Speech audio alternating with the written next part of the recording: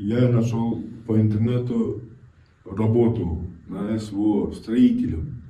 Смотрю, требуется строителя, повара, водителя написано. Я позвонил. Сперва позвонил, они сказали, сейчас с вами свяжутся. Потом представился с Олей, куратор. Ну, она спросила, с какого года, я говорю, 77-го.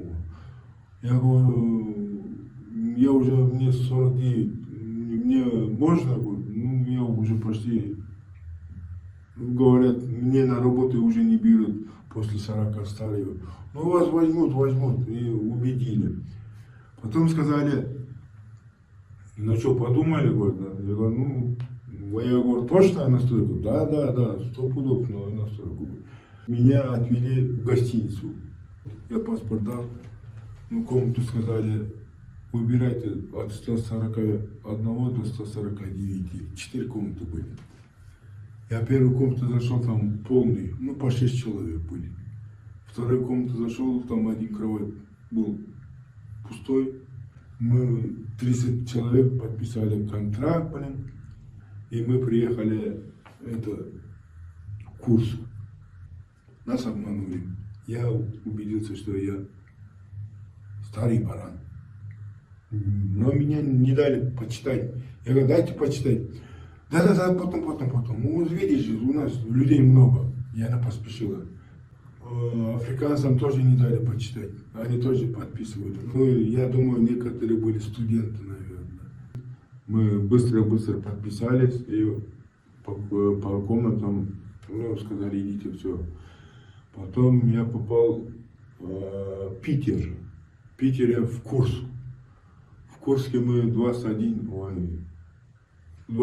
день мы как мучились. Над нами издевались, говорили, долбоебы, бараны, крышоеды, били, избивали. Это как российские войска. Над нами издевались. Хоть ты русский, хоть не русский, бил, по-любому бил. Нервничали.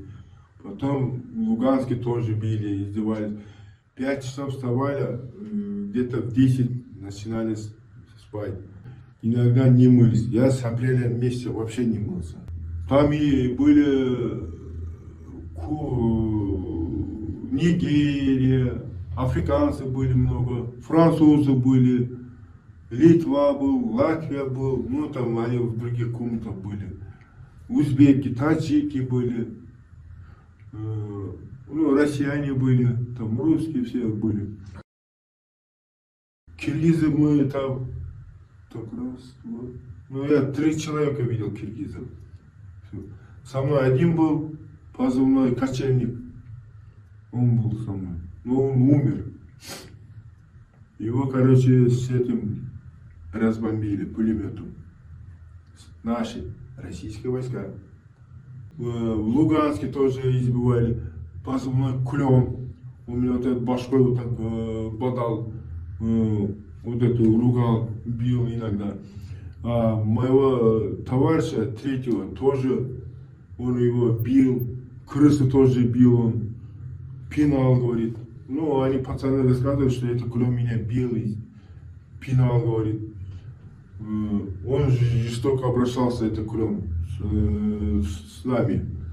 С моими товарищами тоже издевался.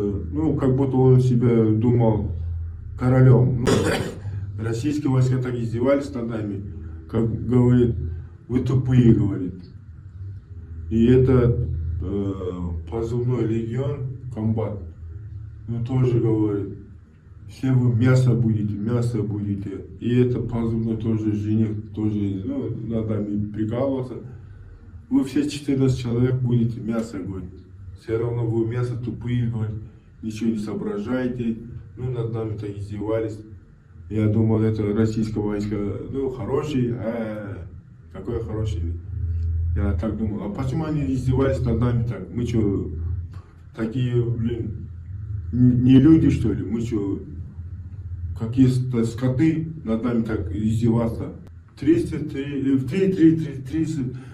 нас разбудили, пойдемте, говорит. Это пилот отвез в блиндаж. Ну, у него был блиндаж.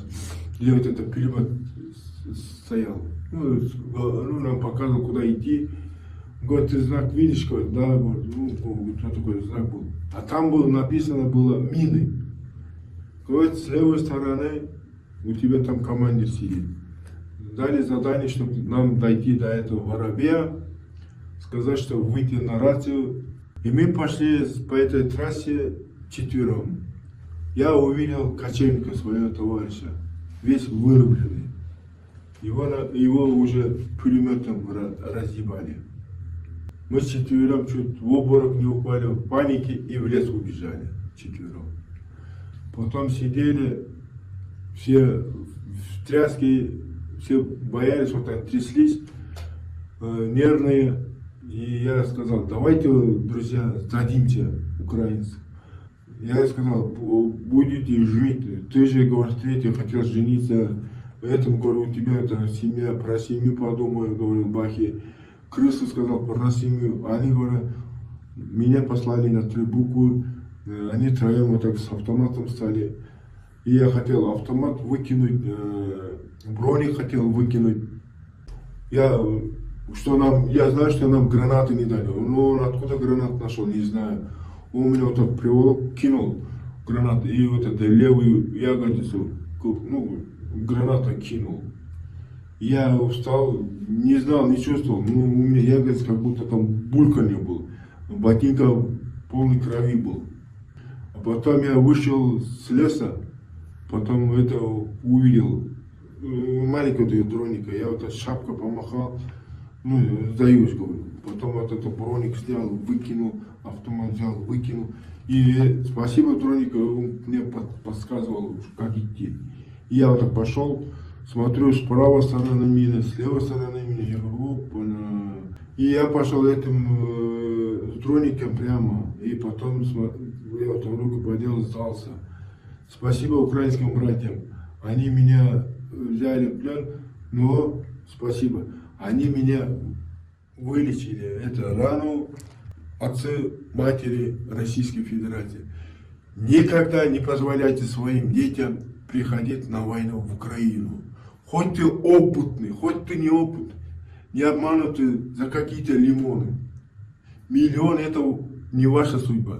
Ваша судьба это здоровье.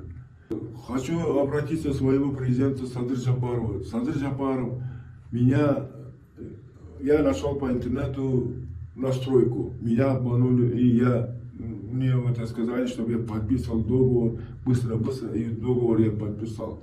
Не дали прочитать. Но кыргызским своим товарищам говорю, уважаемые кыргызстанцы, не приходите сюда воевать. Ни на какие деньги. В Россию не приезжайте на заработки. Лучше в другие страны, но только не в Россию. И, уважаемые россияне, граждане, азиаты, вы тоже не подписывайтесь. Не подписывайте никаких контрактов, не обманывайте. Если вас полиция поймал, депортирует. Слава Богу, уходите в депортацию.